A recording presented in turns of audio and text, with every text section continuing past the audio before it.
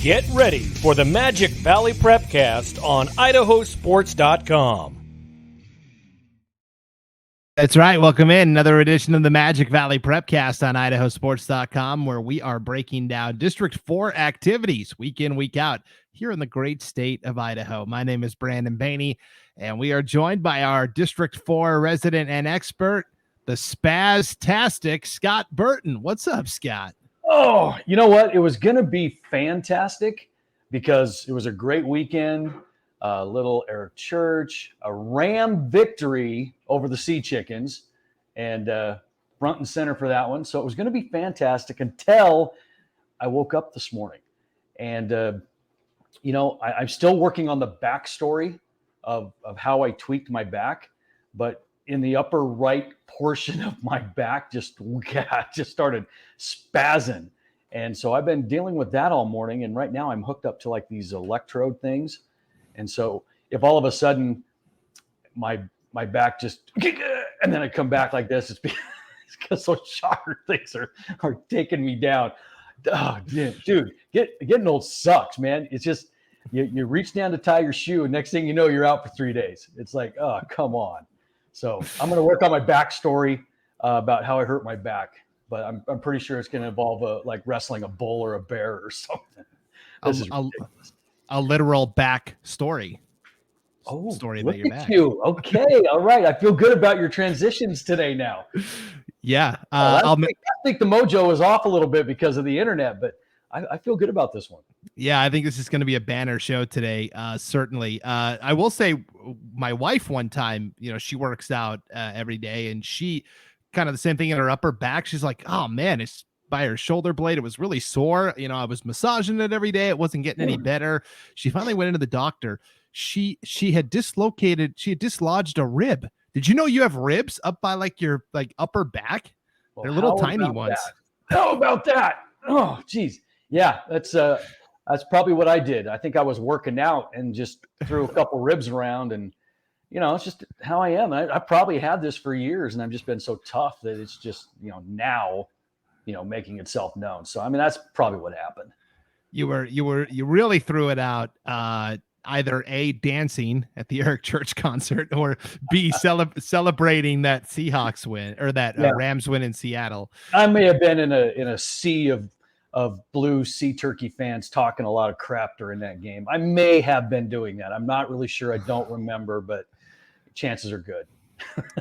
Well, that Rams Seahawks game wasn't very competitive, but a very competitive game in the Magic Valley last Friday night as Canyon Ridge hosted Columbia. Now, these are two teams, if we're being honest here, two teams that haven't been major players on a statewide level in 4A football, right? We don't think of Canyon Ridge and Columbia as juggernauts, but both teams have been very, very good in the early portion of the season, both led by fairly new coaching staffs, and at Canyon Ridge, a brand new head coach in Juan Alvarado. But this was a fascinating game between two schools, two programs that I think are really on the rise. Canyon Ridge gets the win in overtime, 40-34. Scott, this was a wild one. Yeah, it was, and it was up in Boise. And so, Yeah. And the way that the whole thing started was really interesting because Canyon Ridge on the way up there gets caught in this Boise traffic. And if you've not been through rush hour up in Boise, then you just forget your plans for the next couple hours. So they really didn't even get to the field until almost 6:00, and plus on top of that, they had 9 starters that didn't play the first quarter because they missed practice. So here they are just running to the field. They're down 9 starters for a quarter. And so needless to say, they got off to a little slow start, but obviously able to rally. And in fact, in that first half, they were down 6 with about a $1:45 left to go in the quarter. And, the guy that's really stepping it up for him right now is their captain, Connor Willis. And he led a drive that was capped off with a touchdown right before half. To tie it up. And so, it was a good game. And then from there, here we go, back and forth. Yeah, this ended up being a really fascinating finish where Columbia would get up and then Canyon Ridge would answer. I mean, how many times did they have to answer the bell? Oh, geez. When you get all the time. I mean, it was never one of those games to where, I mean, it was punch and counter punch. One scores, the other scores, one scores, the other scores. Here comes this, here comes that. It wasn't just a comeback. It was just, I don't know, who's going to be the last one standing, really. And you get in basketball games like that, it's going to be who has the ball last. And well, it kind of like this one too, because this one went into overtime, and I'll get to a little fun fact of what happened in overtime. But Canyon Ridge had a really good performance, not only from Willis, the quarterback, but Caleb Summers, 115 yards receiving and 3 touchdowns through the air, and a running touchdown too. So Canyon Ridge has got something going there. Summers and Willis lighting it up. Yeah, so there's roughly 5 minutes to go in regulation. We're tied at 21 all, and Columbia's quarterback, his name is Jared Payne, and pretty regularly he leads Columbia in passing and rushing, and is usually the top tackler on defense. He's that talented of a player. He scores on a rushing touchdown. Columbia takes a 28-21 lead, and again, there's about 5 minutes to play. Well, Columbia decides to go for the 2-point Canyon Ridge then answers 17-yard touchdown pass from Willis. But Canyon Ridge misses the point after, Scott. So it's 28-27. So the Riverhawks are now down 1, having to hopefully get a stop on Columbia. They don't. Canyon Ridge decides to go for an onside kick. Columbia recovers. And then the Wildcats score on a 55-yard touchdown run. And you're thinking, oh, man, this is a backbreaker. Columbia decides to go for the jugular and go for the 2-point conversion, which would have put them up by 2 scores, essentially would have put the game out of reach. They don't get the 2-point conversion, which leaves that door ever so slightly cracked for Canyon Ridge. They had to march the ball down the field, though, 2-minute drill.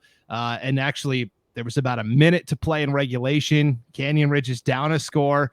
And it winds up being at the 3-yard line with 3 seconds to play in regulation. And Willis throws the game-tying touchdown. Extra point is through. And that's how we get to overtime, tied at 34-34. What an incredible finish in regulation. You're at the 3 with 3 seconds left and knowing you have to score. And then how about the kicker making the PAT after he had missed earlier in the 4th? Yeah, boy, what an exciting game. And then, you get to overtime, and they got down there through the arm of Willis, the guy throwing the football that just was the general out there on the field. And here's what happened in overtime is up until this point, Canyon Ridge has had just an incredible amount of success throwing the football. So they get into overtime, and they're asking their quarterback and their play, okay, what pass play do we want to run? What pass play do we want to run here in overtime? And Willis goes, let's run the football. And everybody just stepped back and went, okay, let's listen to our guy. First play, run the football into the end zone, touchdown. And so that is kind of how Canyon Ridge pulled away in overtime. And it was kind of a really good leadership story from a guy that is kind of, like I said, the general of this team, Connor Willis. Yeah, he was obviously a talented player last year, but now there are expectations, right? Canyon Ridge, we talked about last year. We had their previous coach on the Prepcast, Scott, for an interview, and Coach Bubba Poole, and I think he laid the groundwork for a lot of what's happening at Canyon Ridge, and now Juan Alvarado stepped in and taken it up to the next level, so to speak, and now there's expectations because last year Canyon Ridge had a great record, but they still missed out on the postseason. They got squeezed out. They finished 4th behind Burley and Minico and Twin Falls, and they just didn't have a strong enough strength of schedule to get one of those at-large berths into the playoffs, despite having a winning record, and sub 500 teams got in ahead of them. So the expectations are now, okay, we need to take care of business on our end to ensure that we get a seat at the table. We can't leave it up to the computers. We got to earn it ourselves, and so far, they're passing the test. Yeah, so far, I mean, they're 3-0 with a couple of big wins, one over Caldwell, a shutout win, a 21-7 victory over Wood River, and then of course this overtime win on the road at Columbia. Next week, they're at Ridgeview, so another long road trip to keep it alive. And then they dive right back into the conference gauntlet, with Jerome and Minico and Mountain Home, and here comes everybody else. So, I think in the weeks to come, we'll see where Canyon Ridge stacks up, especially when they go up against the Minicos and the Twins and the Burleys, and we'll see what they're made of at that point. But so far, you just got to applaud the effort of Juan Alvarado and what he's been able to do, because you can measure a lot by the excitement that somebody generates, and for the longest time, I mean, we all know that Canyon Ridge has got 5A numbers. They're a 5A school basically, but they could not put 3 football teams together.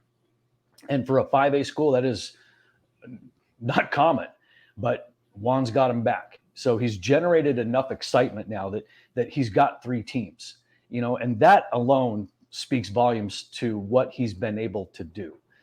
So I'm a fan of Juan's. I know the guy, and I wish him nothing but success, unless he plays Jerome. But I'm telling you, he's doing some good things over there, and I'm excited for him. Yeah, this conference race is going to be interesting, Scott. To me, it's still Twin Falls is the best team. I watch film. I look at how they're performing. To me, it's Twin Falls, and I know Minico still has something to say about that. I think Burley is still a step off of those top 2, especially now. Burley loses to Shelley last week. Gatlin Bear gets hurt on the 3rd play of the game, doesn't return for Burley. So, we'll see what happens there. But yeah, I think beyond Twin and Minico at the top, that 3rd spot is up for grabs. And why not Canyon Ridge? So it'll be interesting to see. Why not? Yeah, absolutely. And you talk about, Gatlin Bear. I mean, it was from the reports I'm getting, was a little shoulder strain. And they don't expect him to miss much time, maybe a week. But he's obviously the straw that stirs that drink. And if he's gone, Burley struggles, and so, yeah, if he's healthy, Burley can hang with just about anybody.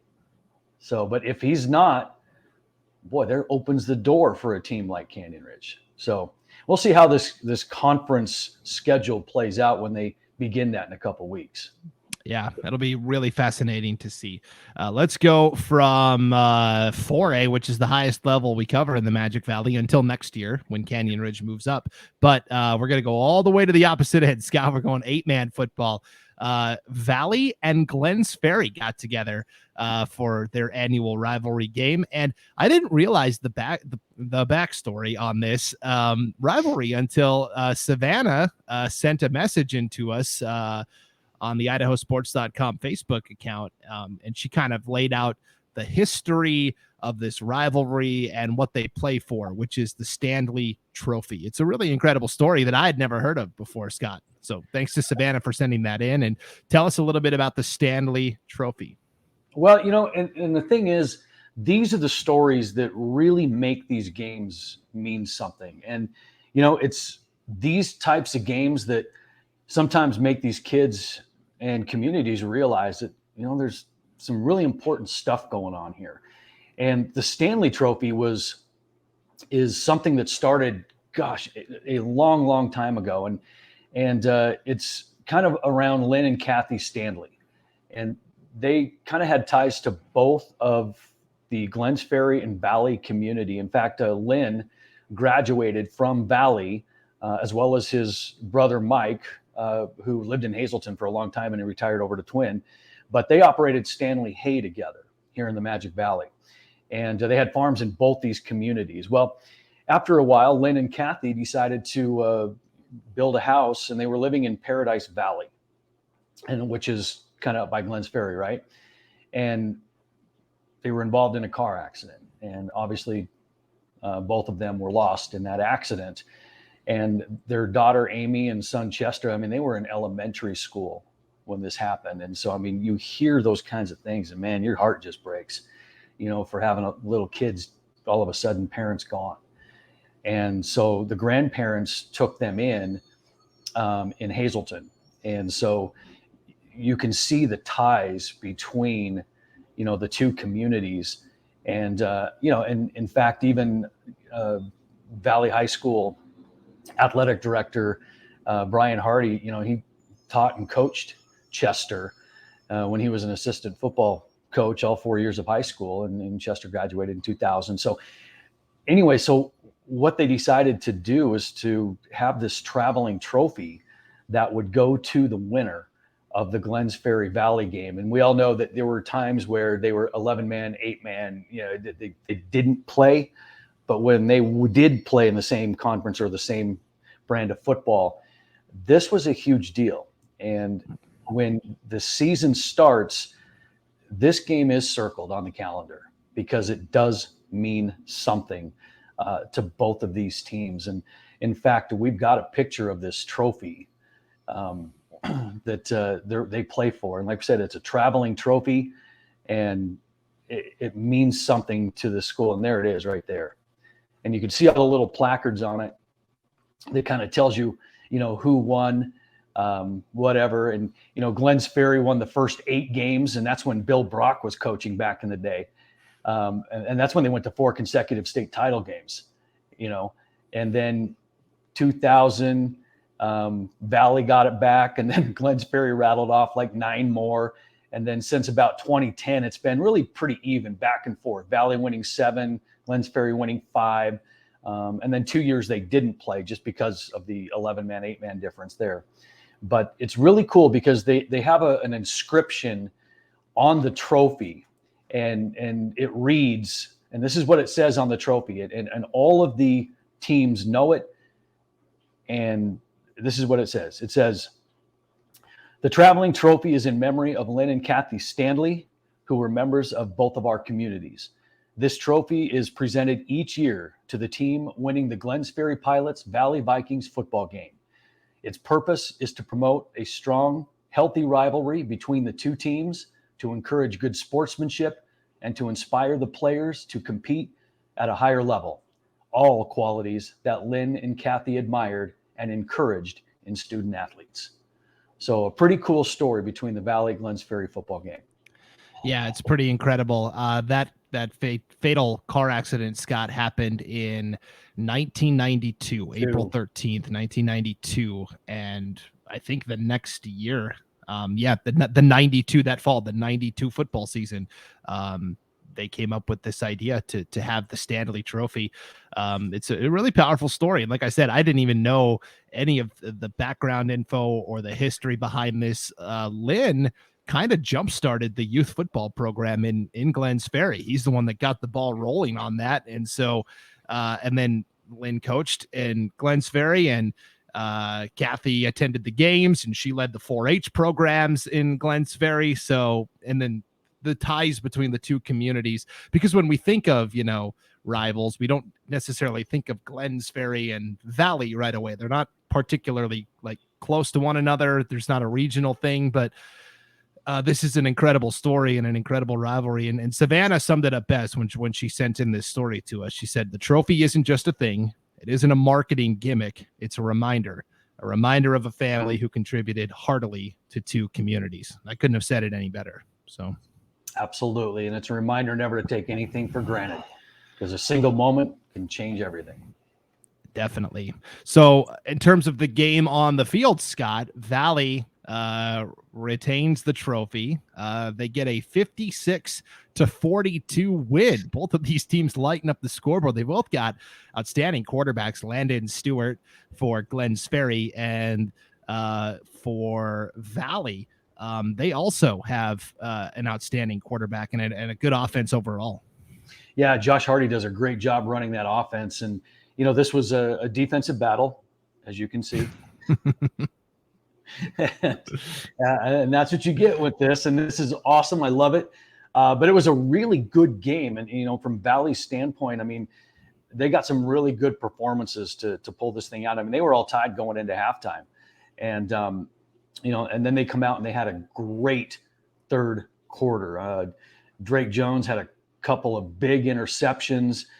Daniel Juarez and Jonathan Zamudio with a couple of sacks that ended drives. And meanwhile, we talked about Hardy running the offense well. He was kind of the general. And then they had some big catches too. Pedro Robles, Rosenborough, Nathan Christensen, they all had key catches to score or extend the drives. And they put together a 28-point third quarter to kind of get that win. Yeah, and anyone that knows their 8-man history will know Josh Hardy. Okay, well, big brother Jason Hardy was quarterback for Valley 2017-18 and was the state player of the year in 8-man football. And so the family legacy continues there as well. And I'm sure opponents are going, oh, man, I thought we were done with these guys, but here comes another one. Yeah, isn't it funny how names are just tied to communities and they just kind of come in droves? It's like, really? We have 20 years of this name? Come on. That's the way it is. And Hardy's a big name over there in Valley, of course, with, the boys and then Brian and the whole, it's Hardy and Valley go together. That's right. In terms of the team, it's going to be interesting to see, can Valley punch their way into the top half of the league standings? They took their lumps last year. They were a very young team.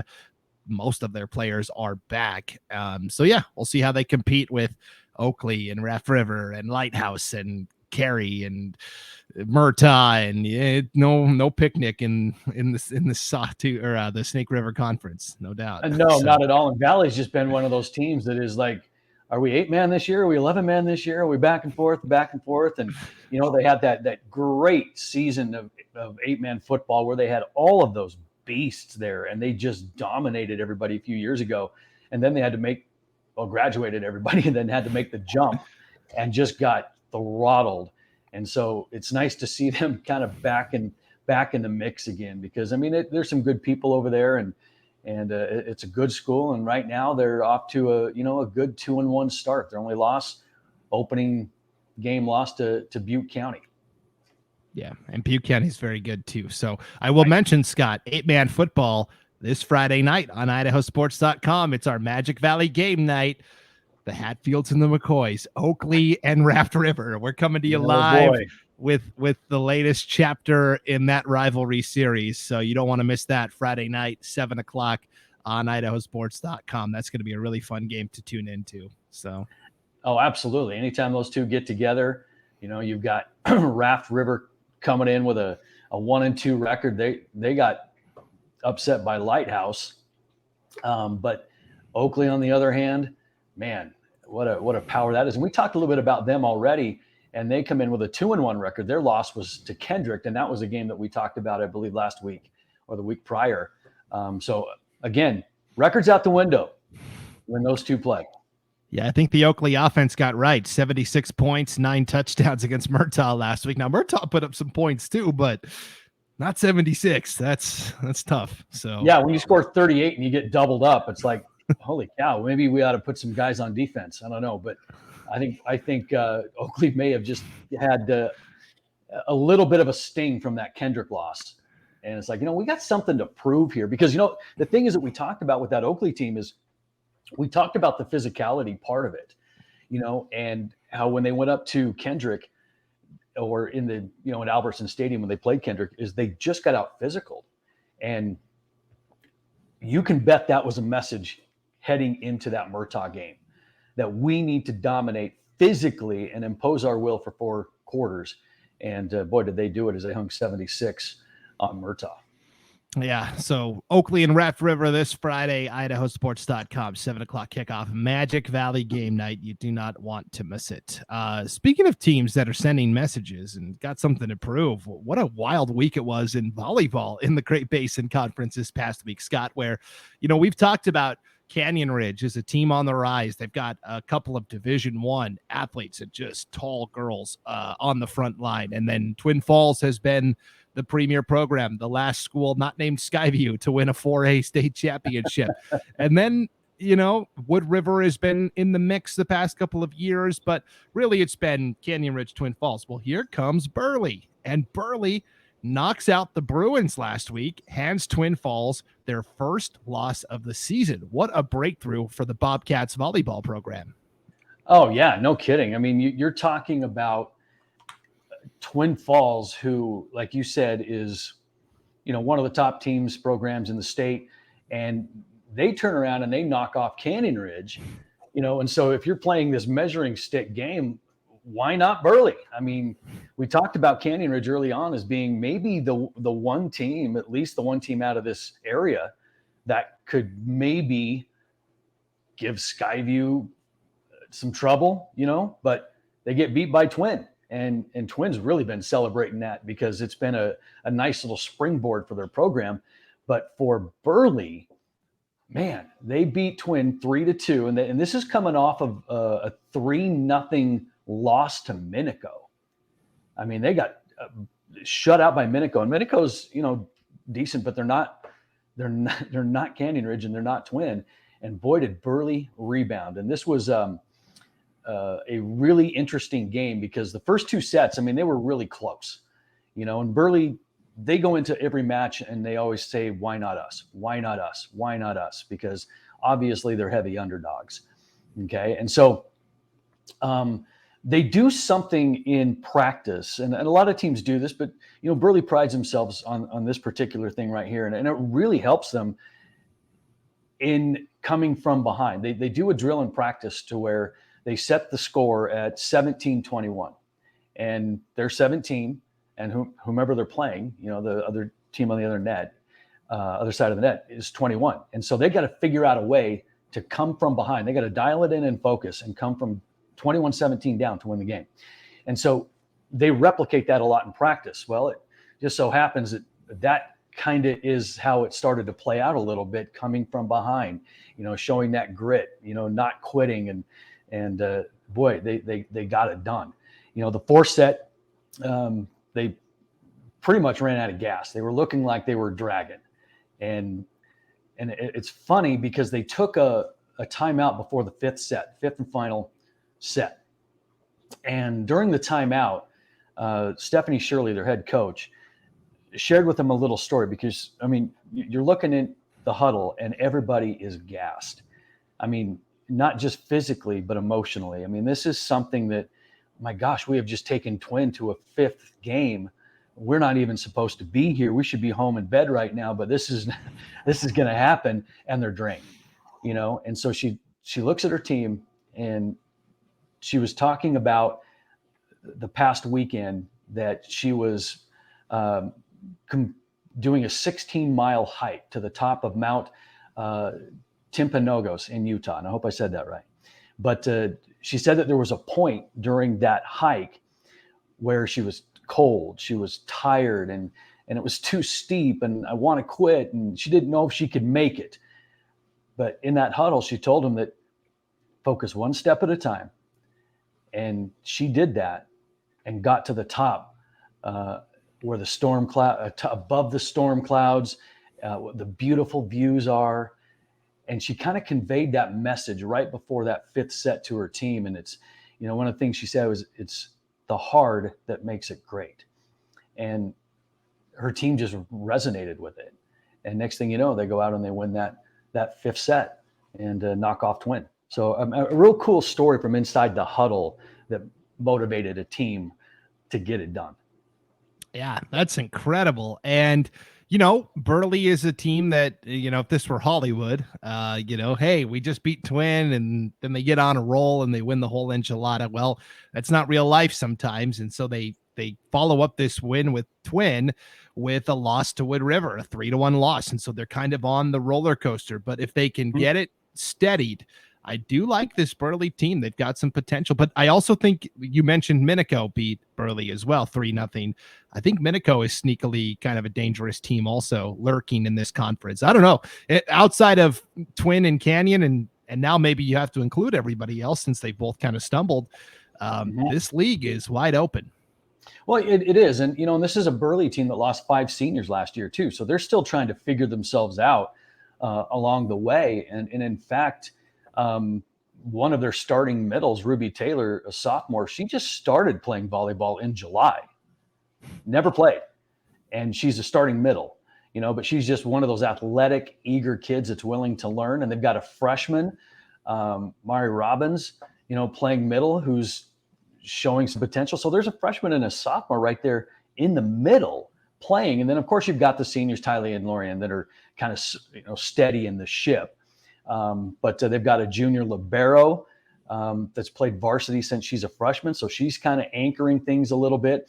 And, and one of the feel-good stories that Burley's got going on is they've been kind of waiting the comeback of Ryland Payne. And she was one that had a foot injury and needed surgery. And they were finally able to get her in for the first time this season in the 4th and 5th sets for just a little bit. And that's kind of an inspirational thing for the team to get her back. And so they're getting some good minutes from some young kids, Abby Noble, the setter, Ava Pratt, the utility player. All those kids are contributing right now as Burley still tries to find their own way after losing 5 seniors. So give them time to gel, but this was a huge program win for the Bobcats. And, now they know they can do it. Can that be the glue that brings them together? I guess we'll see. Yeah, it's going to be really fascinating to watch, Scott. We are recording this on Thursday morning, September 14th. Tonight, September 14th, Burley hosts Canyon Ridge. Why not us? Why not? Really, exactly. So if they can knock off Twin and knock off Canyon Ridge, then why not us? So you can bet they're going to be up for that one. That'll be a fun one. We may have to revisit this topic again next week. See what happens with this match tonight with Canyon Ridge. So before we duck out of here, Scott, I also wanted to give a shout out to the Mountain Home girls soccer team. They picked up a 9-0 win recently in conference play over Burley. Now we're going from one side of Burley to the other, but Mountain Home gets this 9-0 win. But in the process, Scott, Haley Erisman scores 6 of the 9 goals for Mountain Home in the win. She did the double hat trick. I've never seen that before. I haven't either, except on Madden or something like that, where I've got a bowl of Cheetos sitting next to me. But that kind of stuff's unheard of. And good for her, man. What a career day that was. Yeah, good win there for hashtag Moho, the Mountain Home Tigers. And boy, 6 goals in one game for Haley Erisman is pretty darn impressive. But Scott, we want to wrap up the show with our latest edition of Scott's Thoughts, a refresher. This is a new segment we're trying out where we give Scott a topic about life, about philosophy, and it's kind of geared towards, yes, our young men and women that are in the hallways at high schools in the Magic Valley, but also for us adults, because we need refresher lessons sometimes too on how to act, how to be productive members of society, how to get through life, how to navigate these murky waters. And so we're calling it Scott's Thoughts. Scott's got a lot of experience and a lot of wisdom that he can impart upon all of us. I don't know about that. I just have a lot of things going on up here. Right. The topic this week was finding the motivation to do things that you don't want to do, but have to be done. There's all these things in life that we have to do that we just don't look forward to. Like when we get done with this podcast, Scott, I got to go vacuum and mop my kitchen floors, and I just don't want to do it, but somebody's got to do it. My wife's coming home today from a business trip, and I got to have the house looking nice for her. So I want to give you the floor here for Scott's thoughts. Well, you know what? When I thought about this topic, I was thinking we could take this a lot of different ways. We could take this to where we talk about people behind the scenes that make an event happen, whether it's, the guy that mows the grass, that paints the field, that does the concession stand. Those are all things that make an event happen that have to be done. But I took it a different way. I took it to where if you wanted to be good at something, you've got to do the things that maybe you don't want to do that have to get done in order to be awesome. And so that's kind of the vein in which I approached it. So here we go. We live in a world where it seems that everyone is scrambling to spend that moment in the spotlight. We chase the attention. We thirst for the glory, and we bask in the accolades, and we wait for everyone to pat us on the back and tell us how wonderful we are. In a way, the spotlight validates us, and to some of us, it doesn't matter how we got there as long as we're there, as long as we're seen.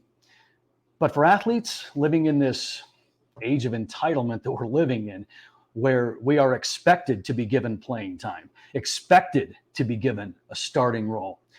Well, striving for something, earning your spot, your playing time, and putting in the work that has to be done, even though it's not fun, which is why they call it work, is something overlooked as we jockey for position in that spotlight. And the great ones, they know this.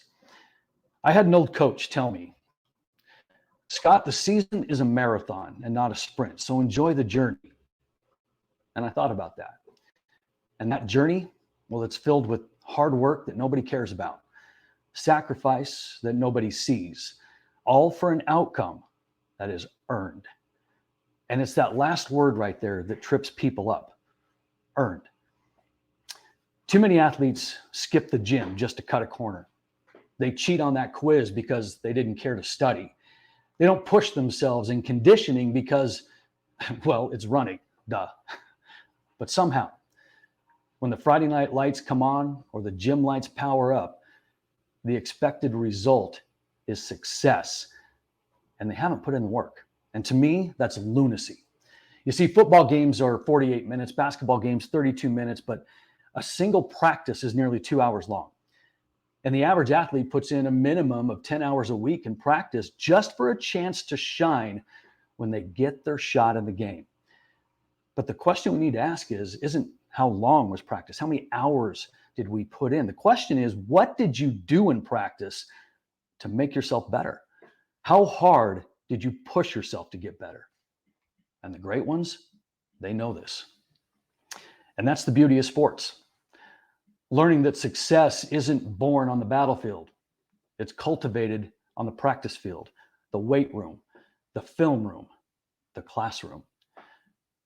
And that it's every single day. You see, success doesn't just happen. It's the byproduct of doing things the right way. It's the result of being a good student because you know as an athlete, you're held to a higher standard. It's picking up that piece of trash that everyone walked by because you have pride in your school. It's opening the door for someone and being aware of your surroundings.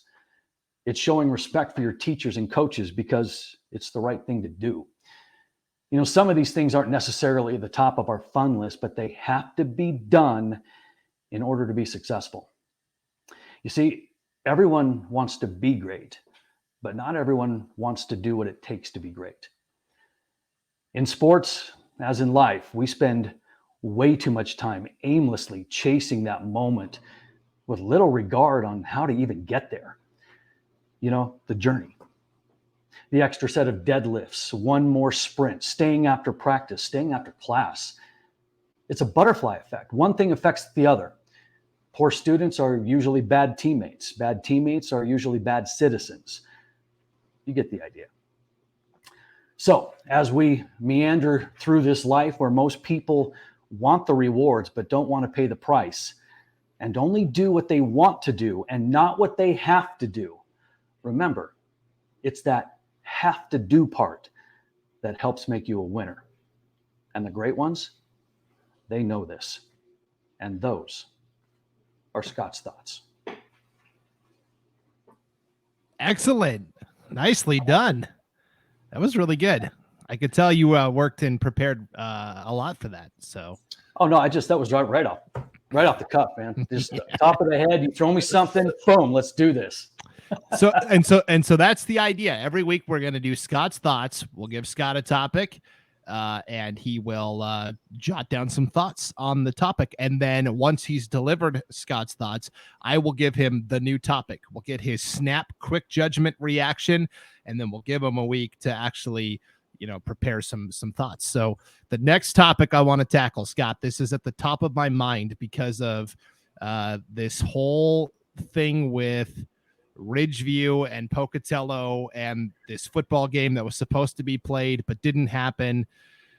And Pocatello and Ridgeview both tried to make it happen and it didn't work out. And so the next topic that I want to give to you is honoring your commitments. How do you go about honoring your commitments when things don't go as planned? I'm not saying, Pocatello and Ridgeview didn't honor their commitment. I'm just saying that situation brought this topic to my mind. So how do you honor your commitments, Scott? Well, and that's a good one, because that was a hot topic there for a hot minute, and it's still kind of in the backdrop a little bit. But I really think you got to think about the messages that you're sending to the young people and the community that you represent, because whether or not you choose to be a coach for whatever reason or involved for whatever reason, with that comes a certain amount of responsibility, because you are not held to the same standard as the guy down the street. You are held to a higher standard. And so your commitments actually mean something, because you've got too many people that are counting on those, and you're the leader of that. So you've got to make sure that you represent well. And that's my snap judgment on it.